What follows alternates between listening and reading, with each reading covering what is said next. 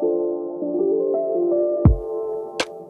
years ago, I left the Royal Navy and while studying and trying to figure out how this whole civvy life thing worked, I started a career in video production and I ended up going straight back.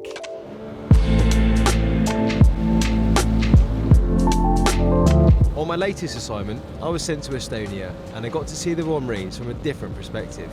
They're here on Baltic Protector and I'm going to tag along and see what they're doing and how they've been working with the Estonian military. I serve with 845 Squadron Commando Helicopter Force. They're basically the guys responsible for dropping the Marines into action from the air. I deployed around the world, operating in the jungle, desert and Arctic. And although I left the military, the passion and respect remains, and I want to take you on that journey with me. I've come to Lasna to visit 4-5 Commando Royal Marines and 2-9 Commando Royal Artillery. They're currently dug into trenches in Lasna, and I'm going to go and see what they're up to.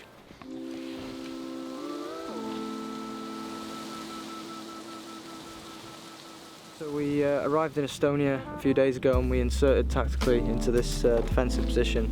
So we've been here now for about 16 hours, just putting in this block with our heavy weapon systems.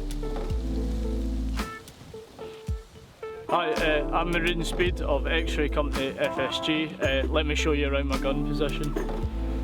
As you come in, beautifully spacious, a little bit overhead cover there.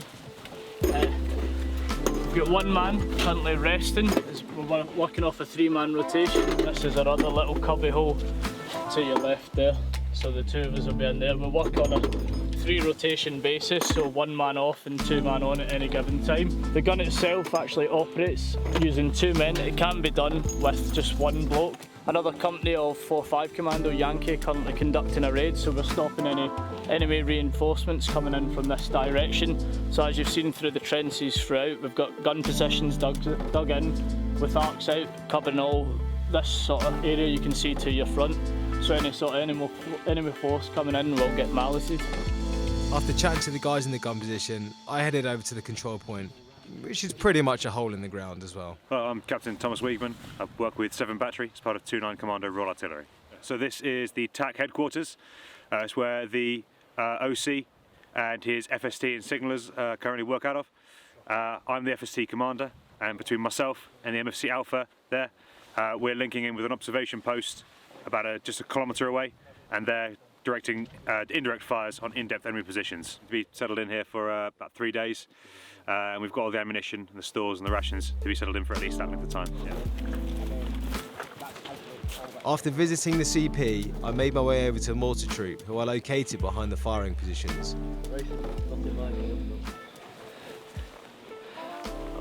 So this is where we've been living for the last day or so. The main thing is keeping it nice and tidy because it's only a small space. You work in 3-man crews in mortars, so you've got Ricky and Jay just over there. So between us, we man the 81mm mortar. We've got the smoke just here for creating smoke screens, and you've got your high explosive just over there. Living space is quite minimal, so you've got 2 little holes, I guess you'd call them.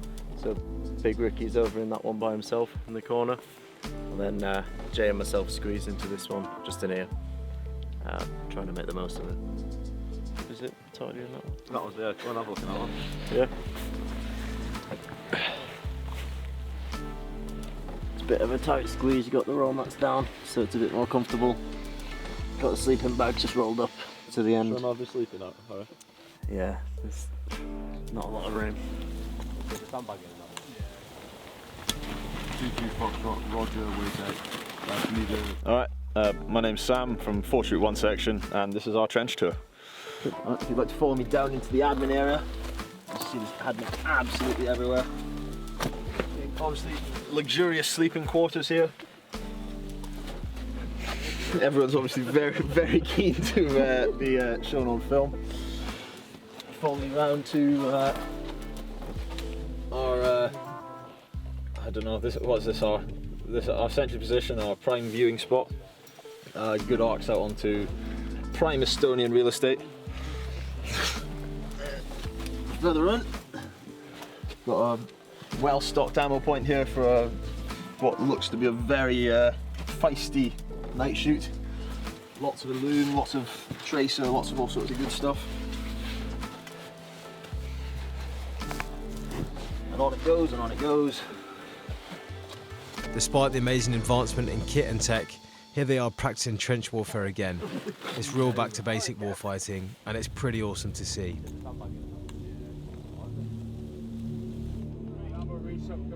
As the sun begins to set, there's a report of enemy movement nearby.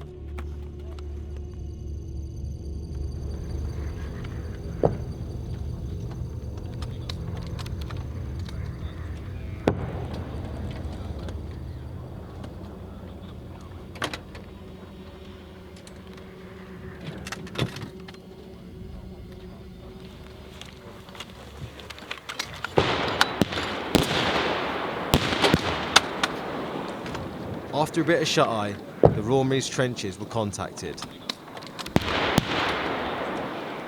It was the job of the guys I just met to hold off enemy reinforcements.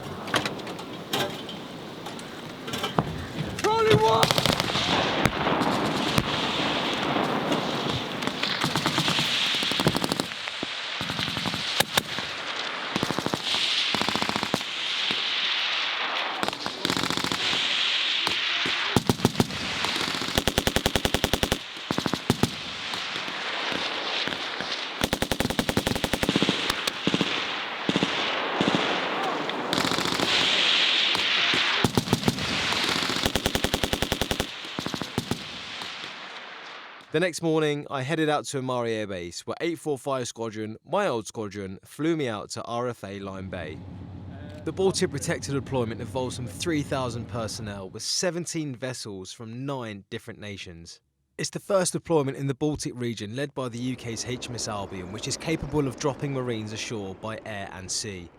But why are we there? We're there to lead a multinational task group in support of European security. It was kind of strange being back on board again, but the awesome thing was I got to see some old oppos of mine. After we spun some dits, had some scran, I went and checked out the weapon systems the Royal Marines will be using on tonight's raid. Okay, this is a .5 heavy machine gun. You can usually hit people out to about 1.8 kilometres with this. It's nice, it's heavy, it's aggressive and it's loud. It's what we love to use. This here is the Javelin anti-tank weapon system. Again, we can hit people out to about 2.5 kilometres with this. Personally, this is my favourite. You can kill anything with it. That's good. This is the sight, surveillance sight and rangefinder. We use this to identify targets out on the ground. It's got good thermal optics, pretty light, and it's nice and nimble for us. This is a grenade machine gun. Again, one of my personal favourites, and a lot of the lads will say the same. Same as the other weapon systems, we can hit people out to about 2.2 kilometres with this.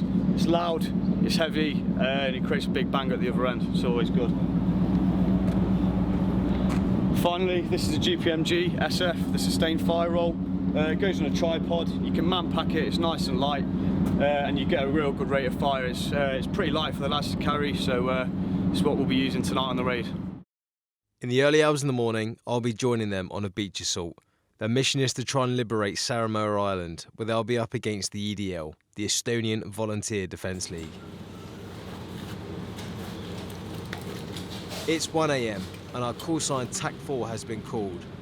We mustered in the assembly area where the Marines were gearing up for the assault. This is something I'd never seen up close before, as I'd usually be up on the flight deck. What makes this exercise exciting is that it's a free play scenario. It just comes down to the battle of will and skill. However, there are referees on the island watching everybody's move, and should you be hit, you'll be issued a white card, and that is you out of the game.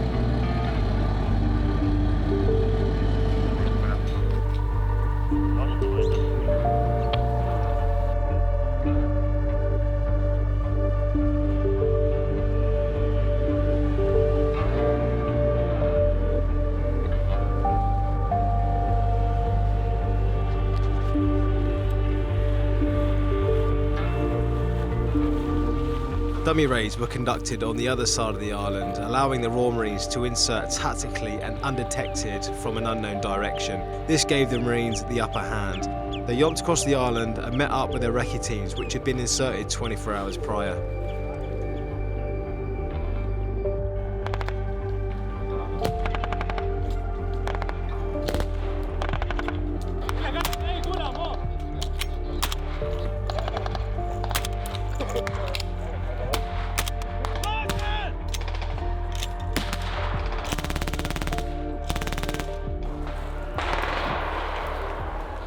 It was interesting to see how both these forces operate differently and how they've learned from each other.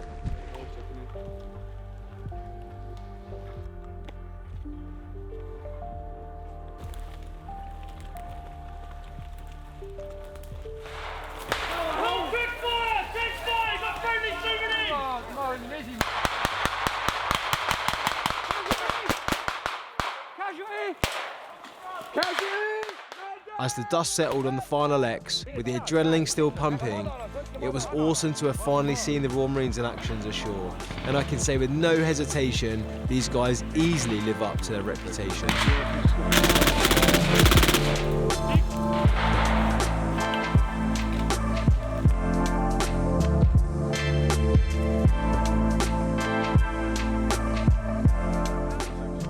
Guys, if you enjoyed the video, drop a comment below and give it a thumbs up. If you're involved in Baltic Protector yourself, I'd love to hear how the deployment went from your side. That's it from me, and I'll see you guys next time on Access.